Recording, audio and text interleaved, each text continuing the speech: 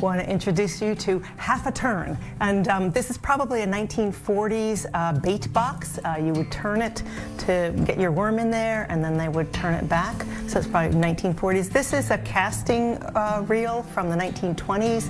Reggie and Michael Case never thought they'd be making a name in the world of light design. But a hobby that channeled both of their loves, treasure hunting and interior design, has become a business with a bright future.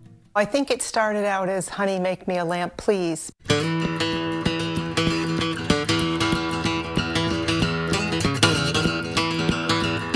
The lamps came out beautiful, and then it went on to other people in our family as far as making lamps for all the people in our family.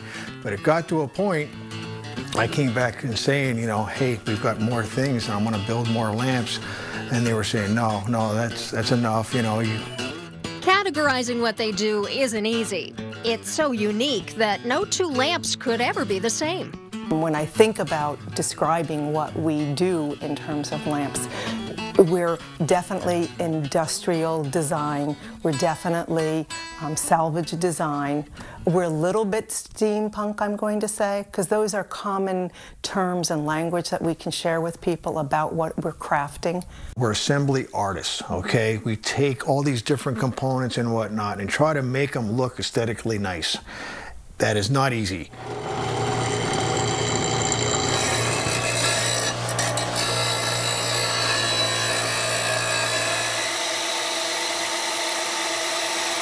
For Reggie, it's all about the details.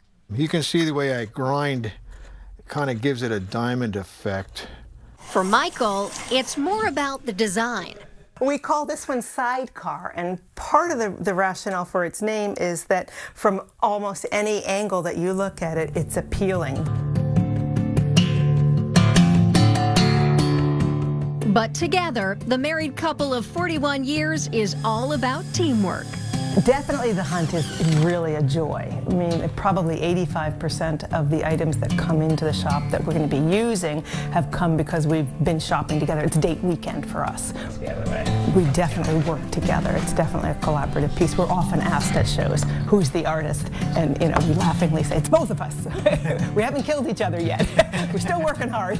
So, but that's the joy of it, too. When Passed Into Light sets up its shows, they make sure to tell potential customers to please touch the merchandise. We always say it's hands-on, you know, and then they have fun. They're seeing what Americana was in that time period, and there's such an education that comes about, so that's really fun to watch. Parents and us instruct kids about made in America items and things that were of the machine age. It's nice for them to get their hands on and check it out. And for Reggie and Michael, it's the people they meet and the memories they share that inspire their next creation. The best part is the people themselves, just interacting with people, because they have stories of their grandparents having artifacts like this and whatnot, and it's just a good conversation, a healthy conversation. So good times, it's all fun. Head north to Sandwich and you'll find another artist making a living by lighting things up.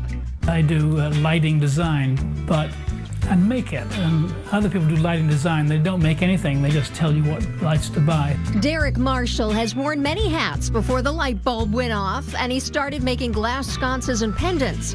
His sculptural pieces now hang around the world, lighting up everything from Richard Branson's home to a hospital in Oklahoma, even Cunard Cruise Line's Queen Victoria. Linda and I got married in 1965, and I got a commission in the United States Navy at the same time. And we both got shipped off to Japan, and I was put in a destroyer squadron, and we were off to Vietnam, and I was there for 2.5 years. It was his time in Japan that brought out the artist in Derek, and he began to study pottery.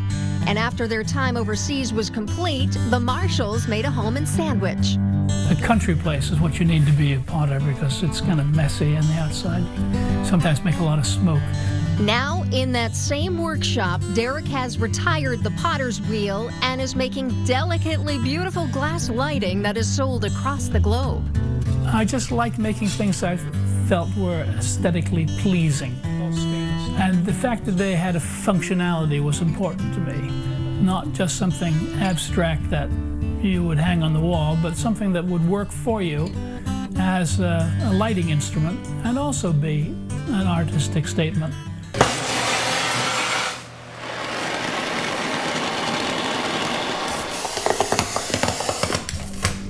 I wanted to make a light that was encompassing around a bulb, but it was difficult because I'm dealing with flat glass. Everything I make like that is mostly 3 pieces of glass, which is a nice thing because that's very Japanese to have triptychs. Some of the tools have remained the same for the potter turned light designer. This is an old potter's wheel that I converted fairly easily into a grinding wheel. And of course, the kiln. The temperature and the bending cycle of the glass is critical, not just the temperature going up, but the temperature going down too. You've got to cool it off slowly. For Derek, the most rewarding part of the job. It's fun to be able to make things that are engineered well. And being able to light up the homes of happy customers.